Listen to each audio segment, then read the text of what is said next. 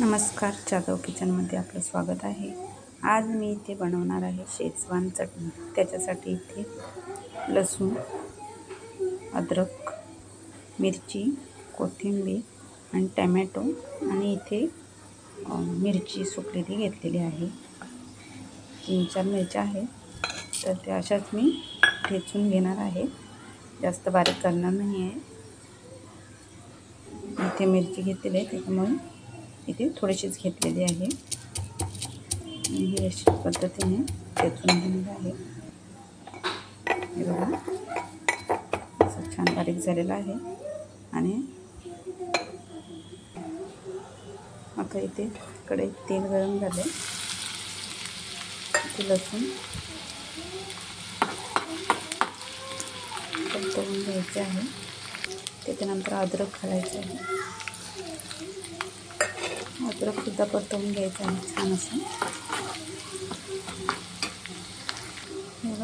Normally लाल झालेला आहे, तर आता इथे मिरची घालूया, ते सुद्धा छान असं परतवून घ्यायचं आहे। आता इथे टोमॅटो घालायचा आहे, तो सुद्धा छान असं परतवून घ्यायचा आहे।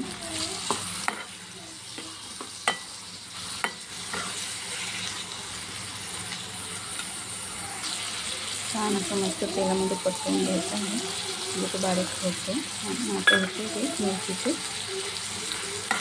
टाकते, म्हणजे त्याच्यामध्ये छान असं शिजून जातं। एवढी मस्त अशी झणझणीत शेजवान चटणी। नॉर्मल चवीनुसार मीठ, हे बघा किती छान दिसते। त्याच्यामध्ये कलर वगैरे घातलेला नाही आहे, थोडीशी साखर घालायची आहे। कोथिंबीर सुद्धा छान असं परतवून घ्यायचं आहे मस्त।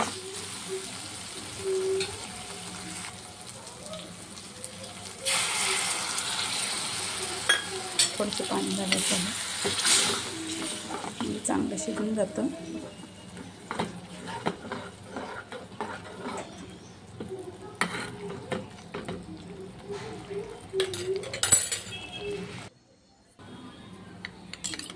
याच्यामध्ये थोडंसं कॉर्नफ्लॉवर घालायचं आहे, एकदम थोडंसं, म्हणजे छान असं टेस्ट पण छान लागते आणि थोडंसं नॉर्मली घट्टसुद्धा होतं आणि खूपच छान लागते। याच्यामध्ये कलर वापरलेला नाही आहे, टोमॅटो आणि मिरची, टोमॅटोचाच कलर आलेला आहे।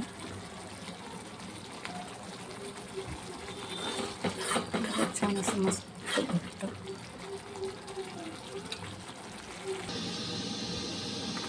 तर अशा पद्धतीने तुम्ही सुद्धा नक्की ट्राय करा, कशी झाले ते कमेंट बॉक्समध्ये नक्की सांगा। आवडल्यास शेअर करा, लाईक करा। खूपच अशी छान मस्त झालेली आहे, वास पण खूप छान येत आहे। हे बघा, खूपच अशी मस्त झालेली आहे। धन्यवाद।